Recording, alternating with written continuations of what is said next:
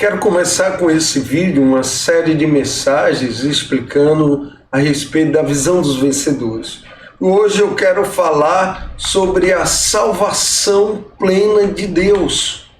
Para compreendermos a plena salvação de Deus, precisamos ter em mente a constituição tríplice do homem, espírito, alma e corpo.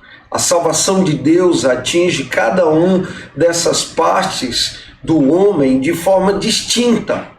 No livro de 1 Tessalonicenses, no capítulo 5, verso 23, diz o seguinte: o mesmo Deus da paz vos santifica em tudo, e o vosso espírito, alma e corpo sejam conservados íntegros e irrepreensíveis na vinda do nosso Senhor.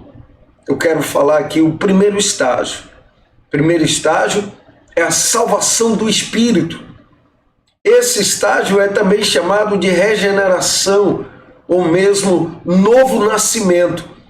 Ele acontece quando aceitamos o Senhor como nosso Salvador pessoal. Nesse estágio, Deus nos justifica por meio da redenção de Cristo.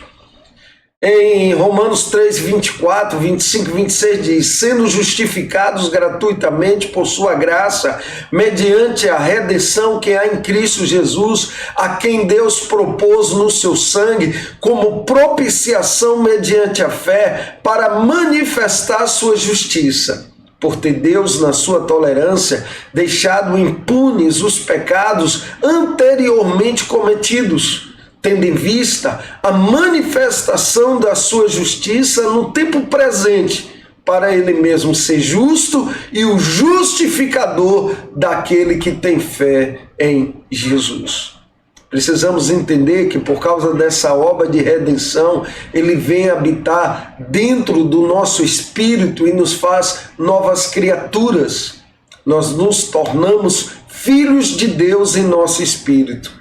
Diz assim lá em João, capítulo 3, versículos 5 e 6. Respondeu Jesus: em verdade te digo que quem não nascer da água e do Espírito não poderá entrar no reino de Deus. O que é nascido da carne é carne, e o que é nascido do Espírito é Espírito.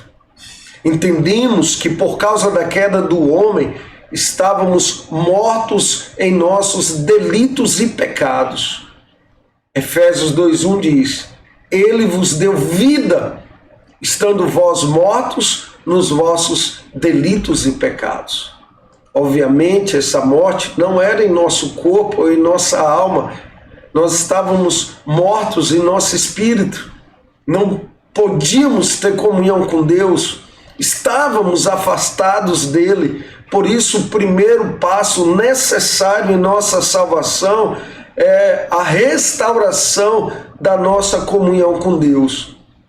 Por estarmos mortos em nosso espírito, se fez necessário que uma nova vida entrasse em nós. Deus, então, colocou a sua própria vida dentro de nós. Como a vida de Deus é eterna, o resultado de termos sido regenerados é que recebemos uma salvação eterna.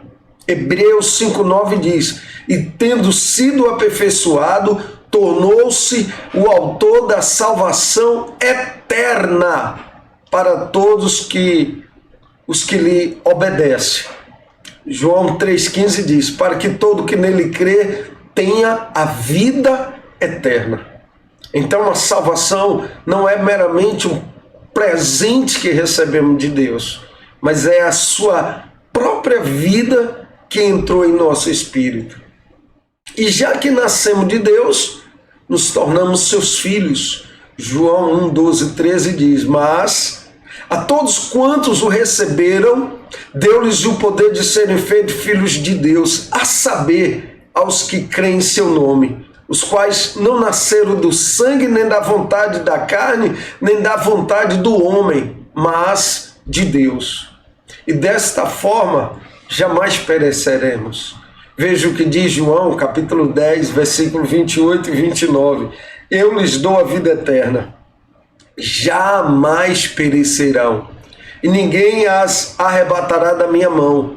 Aquilo que meu Pai me deu é maior do que tudo, e da mão do Pai ninguém pode arrebatar. Por isso, podemos dizer que uma vez salvos, eternamente salvos.